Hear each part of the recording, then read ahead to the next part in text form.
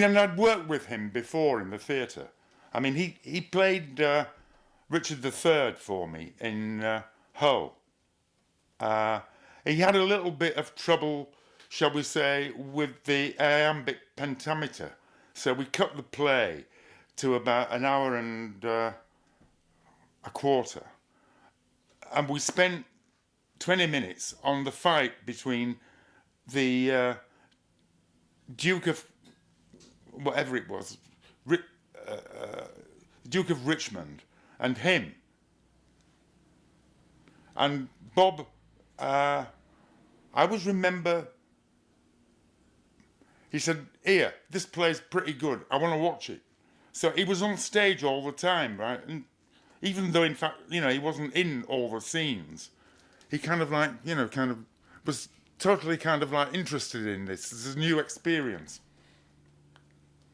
He came up to do, Lenny in the Homecoming for me, because he was the kind of guy who he didn't sort of like ask, "Can I be in your theatre troupe?" or whatever it is. It's a bit like, "I'm coming in on Monday, I haven't got any money, right? And I'll have to sort of stay with you on the kind of." What is it? The settee. I mean, he was also still with the what's his name? The Ken Campbell Roadshow.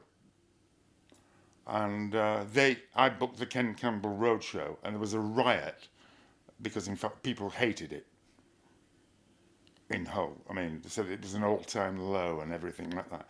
And so, to go on in the second half, I said, "Look, if you want this play to sort of take shape, obviously, you've got to pay some money for it." And so they threw in pence, into the...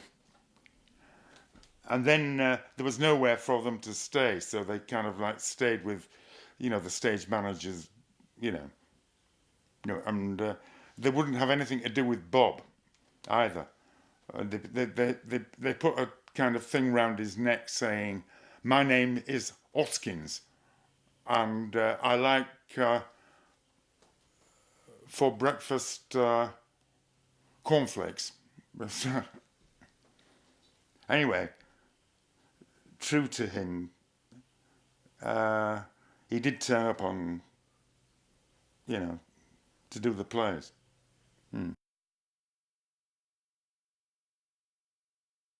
People who saw him on stage, I can't remember, or maybe, sort of pictures. He was an actor who gave the audience confidence. I mean, he was kind of like, he couldn't be anything else. But in fact, the audience was in for a good time with him because they trusted him. There are Shakespearean kind of like features in the Long Good Friday, like them all turning up at once to give him the bad news.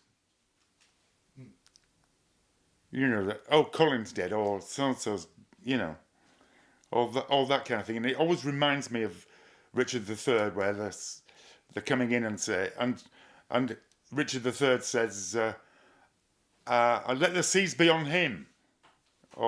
And he, what is it? The Duke of Richmond is already on the seas. Well, there let him drown and let the seas be on him. I mean, there's a bit of that in it.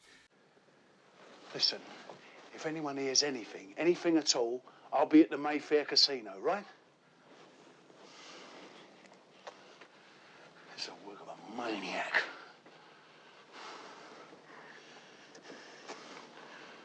I'll have his carcass dripping blood by midnight. It was a good script, and in fact, the thing is that, in fact, the actors loved it. You know what I mean? 'Cause you know, in a kind of contemporary movie, you've got to be, you know, contemporary, and you know there are various kind of stretches that were wonderful for the actors. You know.